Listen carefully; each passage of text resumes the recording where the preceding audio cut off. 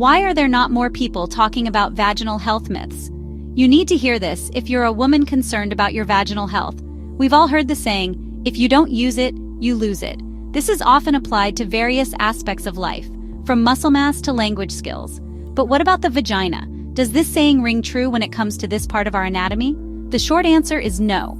Your vagina is not like a muscle that atrophies without use. There are many myths and misconceptions surrounding vaginal health and sexual activity. One of the most persistent is the idea that a vagina will somehow shrink or close up if it's not regularly used for intercourse. This is simply not true. Rest assured, your vagina is not going to disappear if you take a break from sex. The idea that a vagina can close up is not only biologically inaccurate, but also perpetuates harmful ideas about female sexuality. It's important to remember that every woman is different and our bodies change throughout our lives. So, the next time you hear someone whisper about the use it or lose it myth in hushed tones, you can confidently set the record straight. Your vagina is resilient and adaptable. It doesn't require constant use to maintain its shape or function. Let's address two of the most common myths surrounding vaginal changes due to inactivity: the hymen regrowing and the vagina closing up. First, the hymen, a thin membrane that may partially cover the vaginal opening, does not regenerate after being stretched or torn, whether through intercourse or other activities. The idea that a woman's virginity can be determined by the presence of a hymen is not only outdated, but also medically inaccurate. The hymen can be stretched or torn through various activities, including exercise, tampon use, or simply as a natural part of development. Now, let's tackle the myth of the vagina closing up. This is simply not anatomically possible.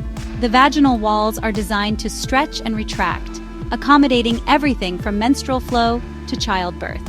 While it's true that the vagina may experience some changes with age or hormonal fluctuations, it will not seal shut without intercourse. It's crucial to rely on accurate information when it comes to our bodies. These myths, often perpetuated by societal pressures and misinformation, can lead to unnecessary anxiety and shame. Let's break free from these misconceptions and embrace factual knowledge about our bodies. While the vagina won't seal shut without regular intercourse, some changes might occur after extended periods of inactivity. One such change is a decrease in vaginal elasticity. The vaginal walls contain elastin, a protein that allows tissues to stretch and return to their original shape. Like any other part of the body, regular use can help maintain elasticity. When intercourse is infrequent, the vaginal walls may not stretch as easily, potentially leading to discomfort or pain during penetration. However, this is usually temporary and can be addressed with regular sexual activity or other methods like pelvic floor exercises.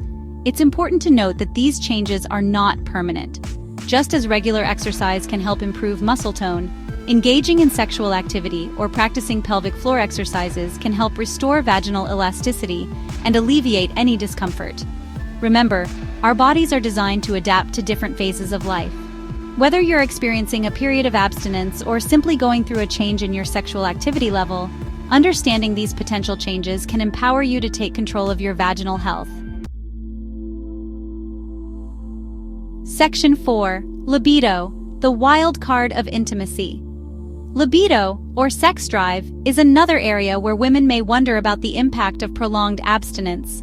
However, there's no one-size-fits-all answer here. Some women may find their libido decreases with reduced sexual activity, while others experience an increase or notice no change at all. Several factors influence libido, including stress, hormonal fluctuations, medication, and relationship dynamics. When we engage in sexual activity, our brains release hormones like dopamine and oxytocin, which can boost mood and increase feelings of desire. Conversely, prolonged periods without sexual activity might lead to a decrease in these hormones, potentially affecting libido. However, this is highly individual and can vary greatly from person to person. It's essential to remember that libido is fluid and can fluctuate throughout our lives. If you're concerned about changes in your libido, it's always best to consult with a healthcare professional to rule out any underlying medical conditions and discuss potential solutions. Section 5. The multifaceted benefits of a healthy sex life. Beyond the physical aspects, sexual activity plays a significant role in our overall well-being. Intimacy, both physical and emotional, is crucial for maintaining healthy relationships. Sexual activity releases endorphins, which have mood-boosting and stress-reducing effects. Regular sexual activity has been linked to a variety of health benefits, including improved cardiovascular health, better sleep, and a strengthened immune system. It can also help reduce pain by releasing endorphins that act as natural painkillers. Moreover, engaging in pleasurable activities like sex can boost self-esteem and body image.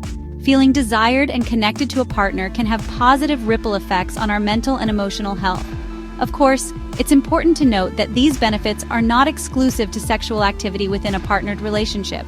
Self-pleasure and exploring one's own body can be equally beneficial for physical and mental well-being. Section 6. Rekindling the flame, addressing anxiety and discomfort. After a long period of abstinence, it's perfectly normal to feel some anxiety or apprehension about resuming sexual activity.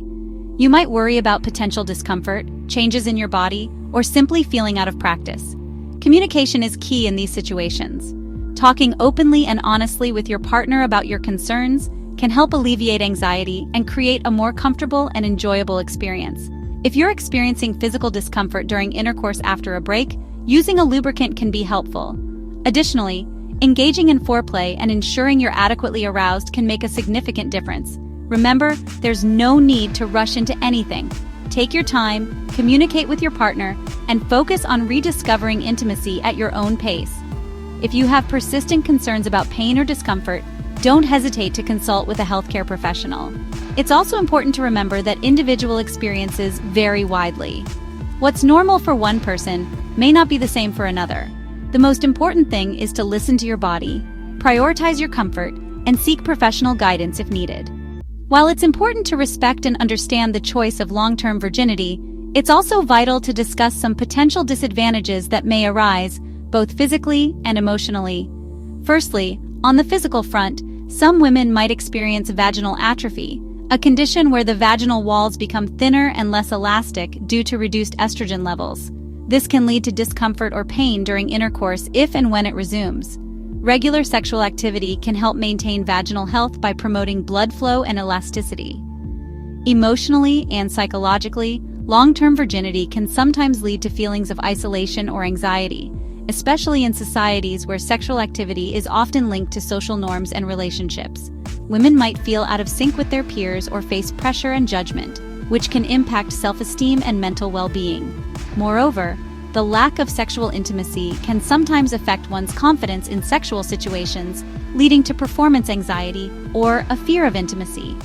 This can create a cycle of avoidance, further exacerbating emotional distress. It's crucial to approach these potential disadvantages with empathy and understanding. Every woman's experience is unique, and there is no one-size-fits-all scenario. Open communication, self-acceptance, and seeking support from healthcare professionals or counselors can help navigate these challenges. Remember, the decision to engage in or abstain from sexual activity is deeply personal. Respecting one's own choices and feelings is paramount. If you ever feel overwhelmed or uncertain, don't hesitate to reach out for support and guidance. Your well-being, both physical and emotional, is always the priority.